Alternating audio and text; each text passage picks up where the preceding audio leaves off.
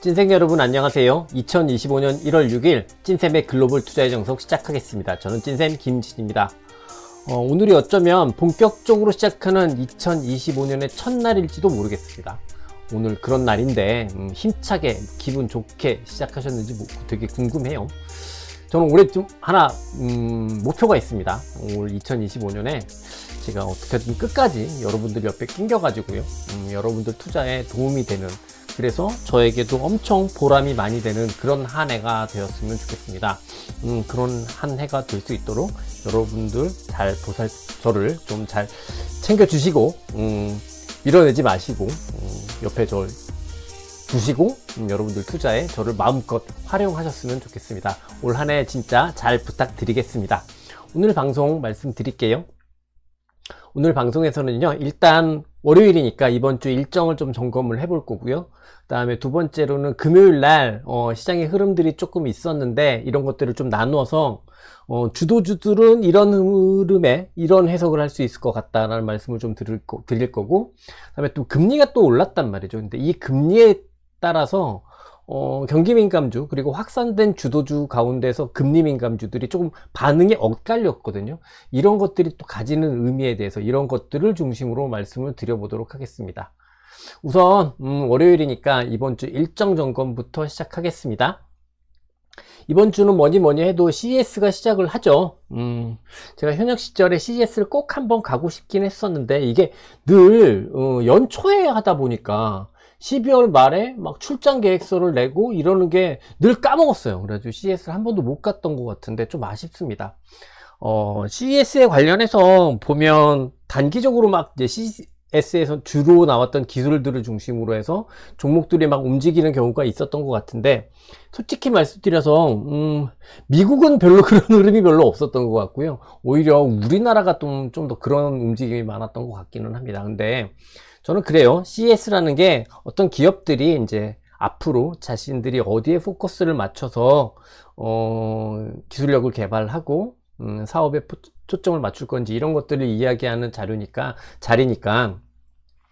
사실 좀 큰 틀에서의 기준점이지 뭐 이렇게 당장의 본격적인 모멘텀이 되고 뭐 이랬던 적은 없었던 것 같습니다. 그러니까 CS에 관해서는 공부를 해야 돼요. 그리고 공부는 뭐 너무 리얼타임으로 그렇게 안 해도 됩니다.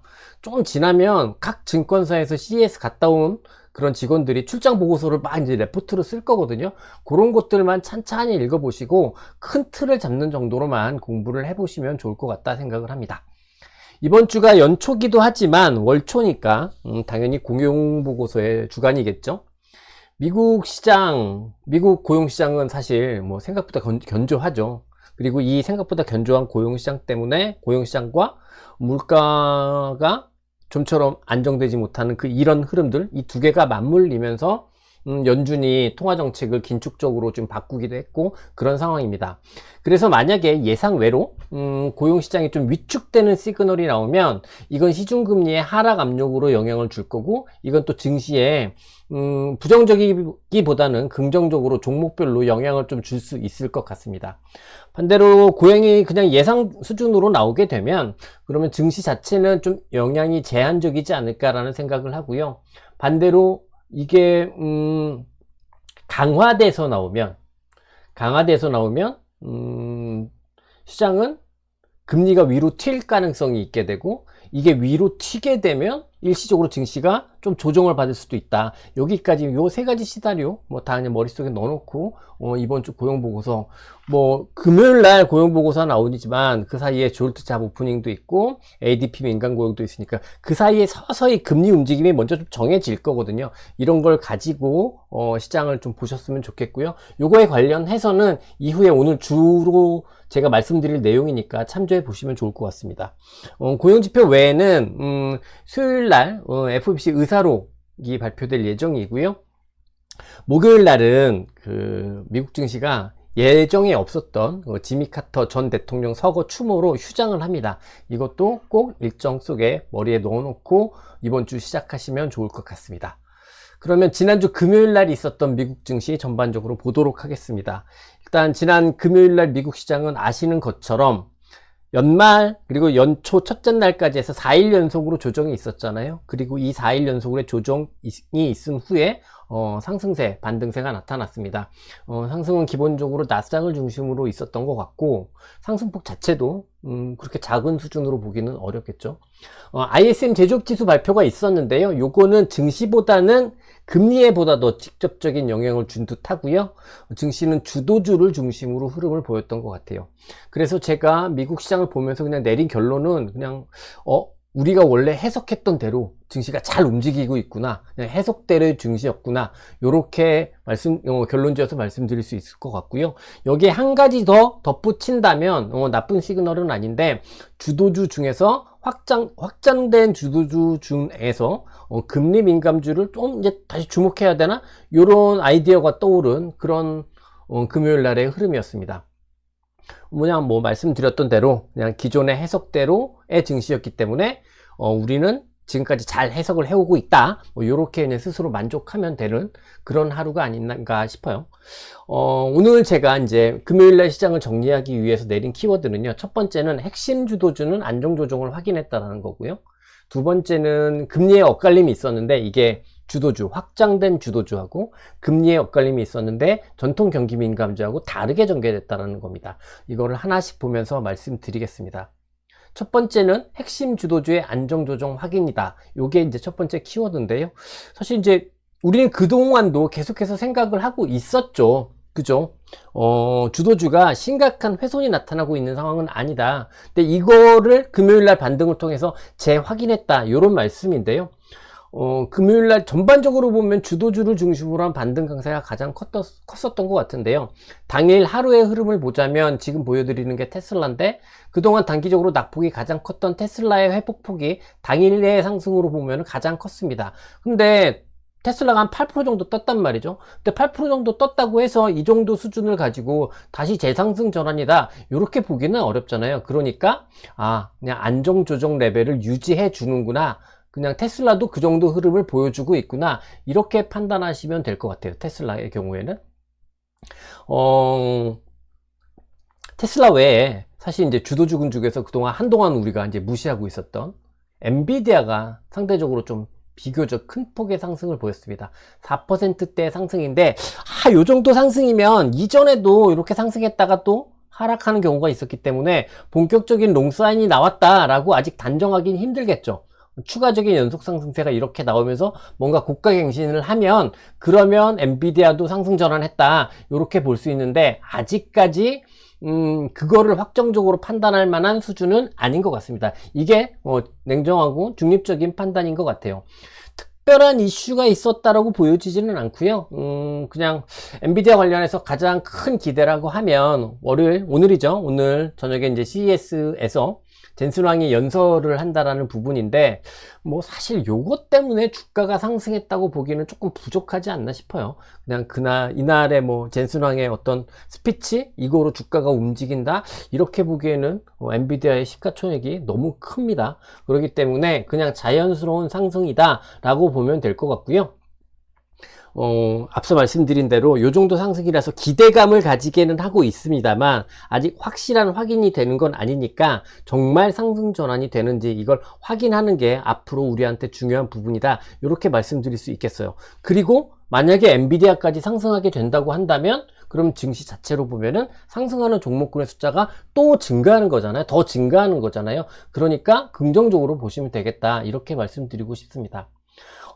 테슬라도 좀 비교적 강한 반등을 보였고, 엔비디아도 상승을 했지만, 사실 그동안 단기적으로 가장 셌던 종목들, 브로드컴 같은 경우에는 보시는 것처럼 그냥 기존 안정 조정 레벨 내에 그냥 강보합권의 상승 흐름이었지 특별한 변화는 없었습니다.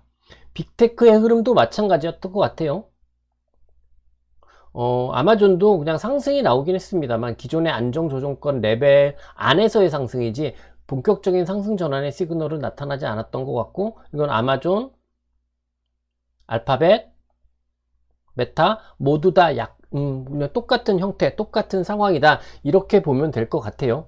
물론, 이제 가장 강했던 종목군들 중에, 이제 팔란티어는 6%나 떴으니까, 꽤 강한 상승이야? 라고 생각할 수 있겠습니다만, 팔란티어는 워낙 또 변동성이 높은 주식이기도 하고, 그리고 등락폭이 좀 왔다 갔다 많이 하는 주식이기도 하기 때문에, 아직까지는 저는 그냥 이렇게 형성되어 있는 이 정체권의 흐름으로 보고, 85불을 넘어서는 시그널이 나와야, 팔란티어가 먼저 다시 또 랠리를 보이는구나 이렇게 판단할 수 있을 것 같고, 아직까지 그 수준은 아니다 이렇게 말씀드릴 수 있겠습니다.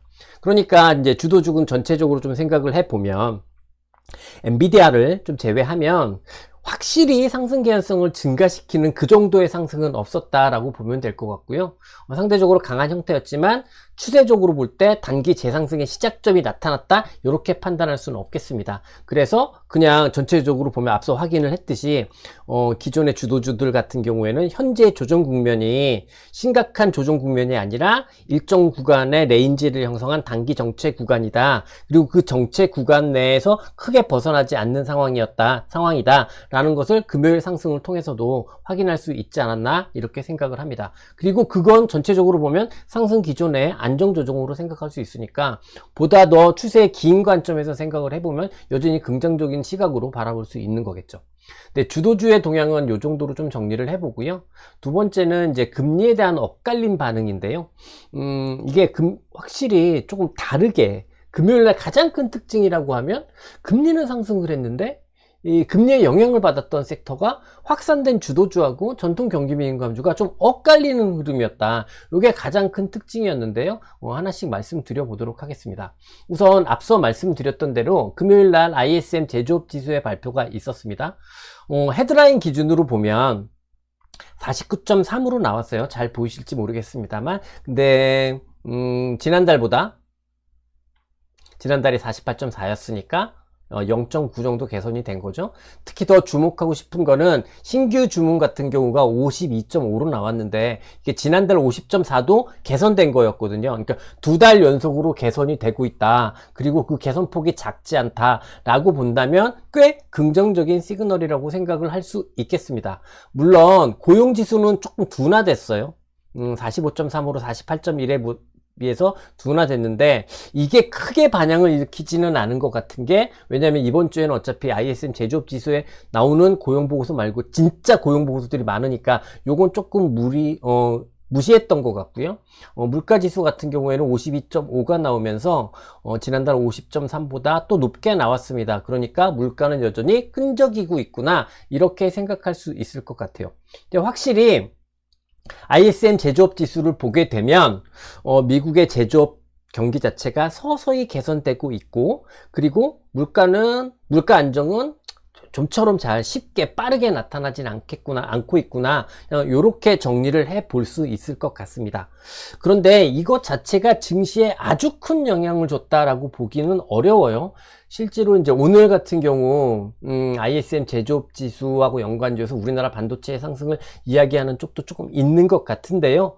사실 보게 되면 실제 미국 시장에서는 반도체, 특히 경기 민감주적 성격을 가지고 있는 반도체 같은 경우 ISM이 좋게 나왔고 주가가 상승했습니다만, 어플라이드 머티리얼스 아직까지 이 하락 기조를 벗어나는 변곡점이 나왔다고 보기는 어렵고요. 그 다음에 램 리서치 마찬가지입니다. 그냥 요 레인지를 넘어서는 특별한 변곡점이 나왔다고 보기는 어려운 정도의 수준인 것 같아요. 그래서 증시에서 ISM 제조업 지수를 가지고 증시가 본격적인 반응을 했다라고 판단하기는 좀 어렵지 않나라는 생각을 합니다. 근데 대신에 이제 좀 그 금리에 대한 영향을 줬는데요. 특히 금리 중에서 우리 2년물짜리하고 10년물짜리 이렇게 두 개를 나눠서 보잖아요. 2년물 같은 경우에는 보통 연준의 통화정책을 가장 잘 따라가는 금리라고 하죠. 그리고 반대로 10년물 금리 같은 경우에는 매크로 경기 상황을 가장 잘 반영하는 금리라고 합니다. 근데 ISM 제조업 지수가 좋았기 때문에 보시는 것처럼 재상승을 나타나고 있는 모습입니다. 금리가 여기까지 올라갈 때 이게 의외로 증시의 약세 요인이 될 수도 있겠구나 라고 생각했었는데 여기서 조정을 받는 듯 하더니 다시 상승하는 모습이고요. 지금 여러분도 이게 보이실지 모르겠습니다. 파란 선으로, 파란 점으로 이렇게 지금 현재 시간의 동향에서 금리는 장기물 같은 경우 추가적인 상승이 소폭이나마 나타나고 있는 상황입니다. 그러면 확실히 ISM 제조업 지수를 통해서 제조업 경기가 좋아지는 것들도 반영되면서 금리에서는 일정 정도 흐름이 있었다라고 볼 수 있는데, 우리가 좀 기억을 되돌려 보면요, 12월 달에 이렇게 장기물 금리가 상승 전환하면서부터 증시에서 나타난 가장 뚜렷한 현상 중에 하나가 뭐냐면 경기 민감주 그리고 확산된 주도주군에서 금리에 좀 민감한 영역들은 상승해서 이탈했다라는 부분이 가장 12월 달 되돌려보면 12월 달에 있었던 가장 내부적인 특징적인 흐름이었거든요. 그러면 12월 달의 흐름을 그대로 옮겨오자고 하면 금요일 날 증시에서 금리가 다시 상승을 하는 모습이었기 때문에 실제로 경기 민감주나 금리 민감주, 확산된 주도주 안에서 금리 민감주가 모두 다 약했어야 합니다. 근데 앞서 서두에서 말씀을 드렸던 것처럼 그 반응이 조금 다르게 전개가 됐거든요. 결국은 따지고 보면 확산된 주도주군이라고 이야기하는 것은 AI 산업의 투자가 계속해서 진행되고 있기 때문에 업황 자체가 계속해서 기대되고 있는 그런 섹터를 우리는 확산된 주도주군이라고 봤잖아요. 근데 그 안에서도 기본적으로 설비를 많이 쓰는 쪽, 하드웨어 쪽이기 때문에 금리에 민감한 영역이다. 그래서 금리 민감주다. 이렇게 분리했던 것 같은데, 대표적으로 뭐가 있을까 생각을 해보면 원전, 그리고 데이터 센터 하드웨어 뭐 이런 종목들을 들 수 있을 겁니다. 근데 지난 금요일 날의 흐름을 보면 SMR, 뉴스케일 파워 같은 경우에도 그래도 이렇게 반등이 나오면서 상승이 나오면서 전환일까? 혹시 뭐 이런 게 기대되나? 라고 생각되는 정도의 수준의 상승이 있었던 것 같고요. 탈란에너지 같은 경우에는 보다 더 좀 강한 상승이 나오면서 최소한 요 조정이 마무리되는 듯한 시그널은 나온 것 같습니다. 그리고 원전에서만 이런 흐름이 나온 것은 아니고, 보시면 이튼 코퍼레이션처럼 아주 전형적으로 12월 달에 단기 하락에서 벗어나는, 최소한 단기 하락은 종료되는 것이다 라고 판단할 수 있을 만큼의 의미 있는 반등이 금요일 날 있었던 것 같아요. 버티보 홀딩스도 마찬가지입니다. 가장 뚜렷하게 보이죠? 12월 달부터 이런 조정이 있었는데 이 조정을 마무리 짓는, 최소한 상승 전환까지 생각하는 건 좀 오바다 라고 생각할지라도 최소한 12월 달에 전개됐던 단기 하락은 종료되는구나는 판단할 수 있는 수준의 상승이 전개됐던 것 같아요. 그래서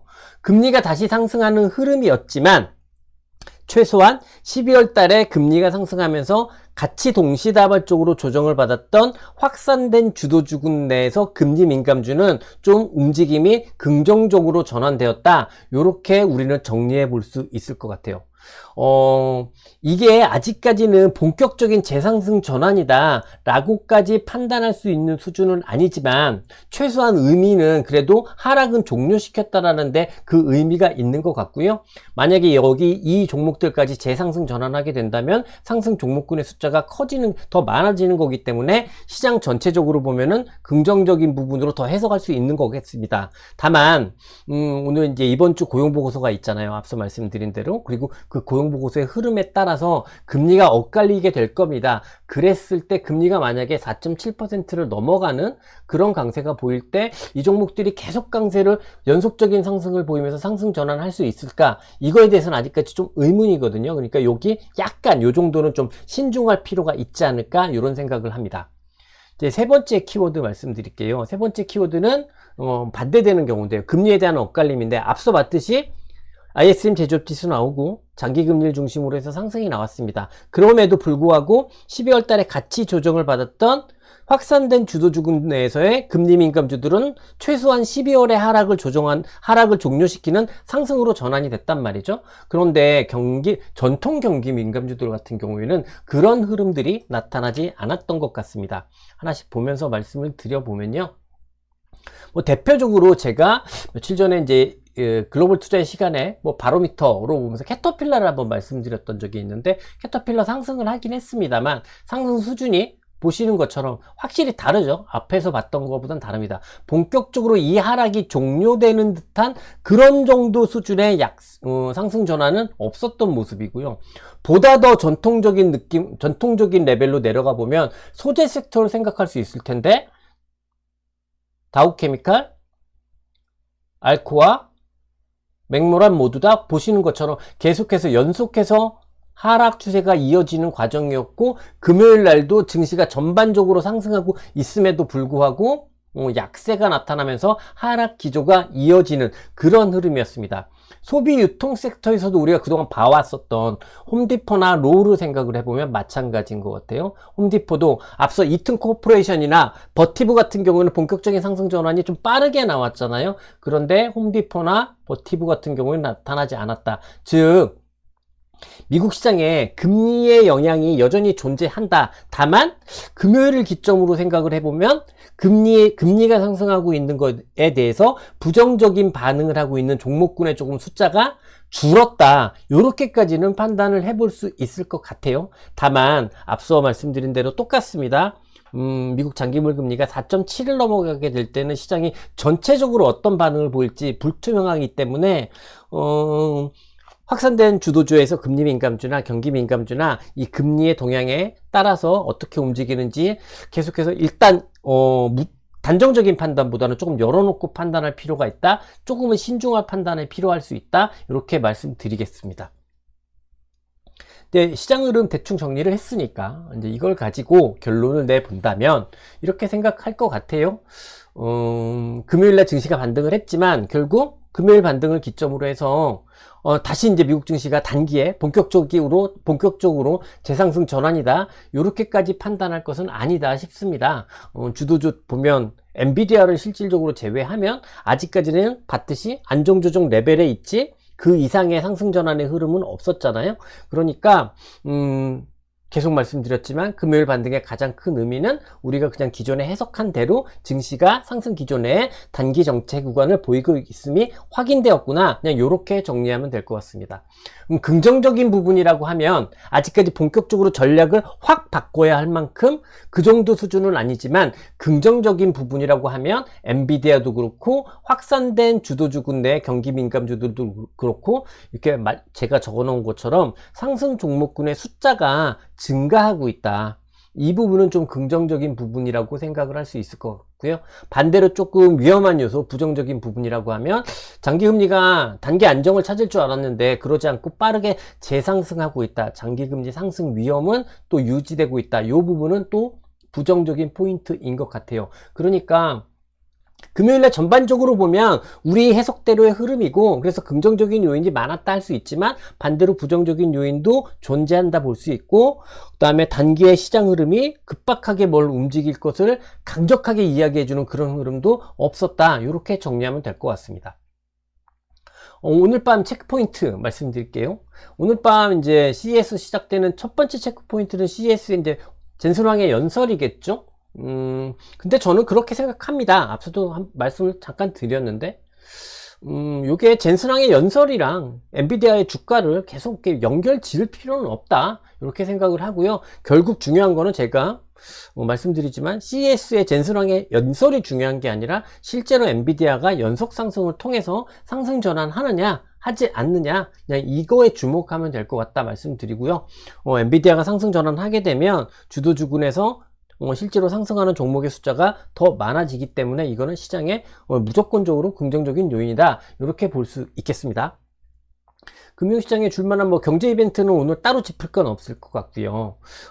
증시 내부의 또 다른 체크 포인트를 이야기를 해보자면 앞서 금리가 다시 상승했음에도 불구하고 확산된 주도주군 내에 금리 민감주가 최소한 하락은 종료시키는 상승을 보였다라는 게 금요일 날의 특징이었잖아요. 그러면 근데 이게 본격적인 상승 전환인지 아닌지는 아직까지 불투명하다고 말씀을 드렸습니다. 그럼 이게 체크 포인트가 되겠죠? 그냥 불투명하다고 말씀을 드렸는데 이게 오늘부터 더 빠른 더 강한 상승을 보이게 된다면 그러면 시장에는 더 긍정적인 요인들이 커지는 거니까 이 점을 이 확산된 주도주군 중에서 경기 민감주 결국은 데이터 센터 하드웨어 종목이랑 원전 섹터겠죠. 이런 종목들이 상승으로 전환되게 되는지 아니면 반등만 하고 마는 건지 이거 체크포인트로 잘 보시면 좋을 것 같습니다.